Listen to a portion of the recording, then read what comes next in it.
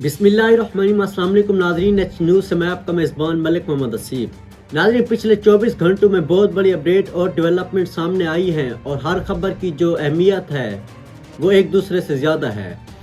तो इनमें ये है कि पाकिस्तान के लिए एक बहुत बड़ी खुशखबरी है। वो खुशखबरी कौन सी है वो भी आपके साथ शेयर करनी है और इसके साथ साथ आपको बताना है कि इमरान खान की रिहाई का फार्मूला सामने आ गया है। वो फार्मूला क्या है और क्या इमरान खान उससे रिहा हो पाएंगे या नहीं, वो भी आपको बताना है। और इसके साथ साथ आपको बताना है कि मियां अली इशफाक जो कि रजब भट्ट और फैज़ हमीद के वकील हैं, उनका पंजाब बार ने उनका जो वकालती लाइसेंस था वो मुअत्तल कर दिया है। उसकी क्या वजह बनी वो भी आपके साथ डिस्कस करनी है। तो नाज़रीन, सबसे पहले आगाज करते हैं कि पाकिस्तान के लिए खुशखबरी क्या है।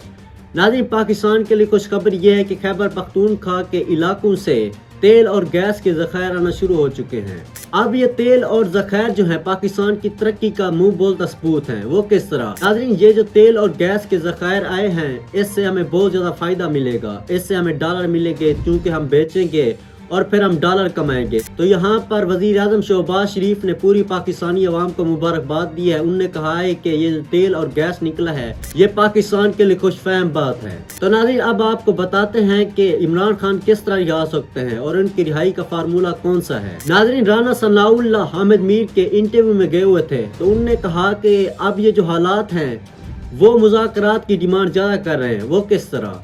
अब उन्होंने कहा कि मुल्क के जो 5 बड़े अफराद हैं उनको चाहिए कि एक दूसरे के साथ अदम एतमाद करें और एक दूसरे के साथ बातचीत करें। उन्होंने 4 का तो नाम लिया है लेकिन जो आखिरी शख्स है उसका उन्होंने नाम नहीं लिया। और उन्होंने कहा है कि वो जो शख्स है वो पाकिस्तान में बहुत ज़्यादा मकबूल है, उसकी भी बात करते हैं। लेकिन आपको बताते हैं कि वो पहले 4 नाम कौन से हैं। उन 4 नामों में शहबाज शरीफ साहब, नवाज शरीफ साहब, सदर आसिफ अली जरदारी, इमरान खान साहब और इसके साथ साथ जो आखिरी उन्होंने 5वां बंदा बताया है उन्होंने कहा है कि वो मकबूल तरीन शख्स है। मतलब कि उन्होंने फील्ड मार्शल आसिम मुनीर के बारे में कहा है। उन्होंने कहा है कि अब ये जो हालात और वाक़यात हैं वो मुज़ाकरात की डिमांड कर रहे हैं। उन्होंने कहा कि मुज़ाकरात इस हिसाब से नहीं चल रहे जिस हिसाब से चलने चाहिए थे। उन्होंने कहा कि अगर ये जो पीटीआई की जो सोशल मीडिया है अगर ये खामोश हो जाए और आर्मी चीफ आसिम मुनीर और जो इस्टेब्लिशमेंट या दूसरे इदारों के खिलाफ ये इनके अगेंस्ट कुछ भी पोस्ट ना करे तो हो सकता है कि इमरान खान जल्द अज जल्द रिहा हो जाए। लेकिन चूंकि पीटीआई की जो सोशल मीडिया है ये नहीं करने वाली तो इस वजह से इमरान खान को और भी वक्त अडियाला जेल में गुजारना पड़ेगा। तो नाज़रीन, यहाँ पर राना सनाउल्लाह ने कुछ बातें ठीक की हैं। उनके मुताबिक पीटीआई के अंदर ही गद्दार मौजूद हैं। अब वो किस तरह? मिसाल के तौर पर अब आप देख सकते हैं कि जो बैरून मुमालिक यूट्यूबर इनके बैठे हुए हैं वो बस उनके क्या है वो अपना कंटेंट बेची जा रहे हैं। मिसाल के तौर पर वो कहते हैं कि इस्टेब्लिशमेंट से हमारी इतनी लड़ाई हो चुकी है, इमरान खान छा गया, इमरान खान के साथ ऐसा हो गया, इमरान खान के साथ वैसा हो गया है। अब हालात को इन्होंने इस कदर मुश्किल हालात बना दिया है कि इमरान खान की जो बहनें हैं वो इमरान खान के साथ मुलाकात नहीं कर पाती। वो जैसे इमरान खान के साथ अडियाला जेल मुलाकात करने के लिए जाती है तो वहाँ पर उन पर पानी फेंका जाता है, तो वहाँ पर उन पर तशद्दुद किया जाता है, वहाँ पर उन पर जुल्म बर्बरियत की जाती है। तो वहाँ पर जो उनके यूट्यूबर बैठे हुए हैं उन्होंने ही ये जो मौजूदा हालात हैं और जो पीटीआई की सोशल मीडिया है उन्होंने ही इन चीज़ों को मजबूर कर दिया है कि इमरान खान इस वक्त जेल में कैद है। तो नाज़रीन, बढ़ते हैं अगली खबर की जानिब। तो वो है एहसान इकबाल साहब की। एहसान इकबाल ने क्या खूब बात की है। उन्होंने कहा है कि मार का हक के बाद अब 2.5 करोड़ जो बच्चे स्कूलों से बाहर हैं उनका क्या करना है, उनकी तरक्की के बारे में आप सोचें।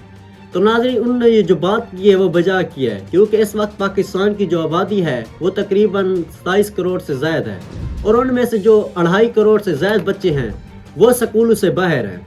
तो उनका आगे किसने सोचना है? तो उनने ये बात ठीक की है क्योंकि अगर आबादी का इतने % हिस्सा स्कूलों से बाहर होगा तो वहाँ पर एक मुल्क के लिए तरक्की करना बहुत ज्यादा मुश्किल हो जाता है। नाज़रीन, रजब भट्ट और फैज़ हमीद के लिए बुरी खबर है और वो बुरी खबर ये है कि उनके वकील मियां अली इशफाक का वकालती लाइसेंस मुअत्तल कर दिया गया है। अब वो क्यों किया गया है? तो नाज़रीन, मैंने आपको पिछले व्लॉग में बताया था कि किस तरह रजब भट्ट साहब कराची में गए थे और वहाँ पर उन पर किस तरह तशद्दुद किया गया था।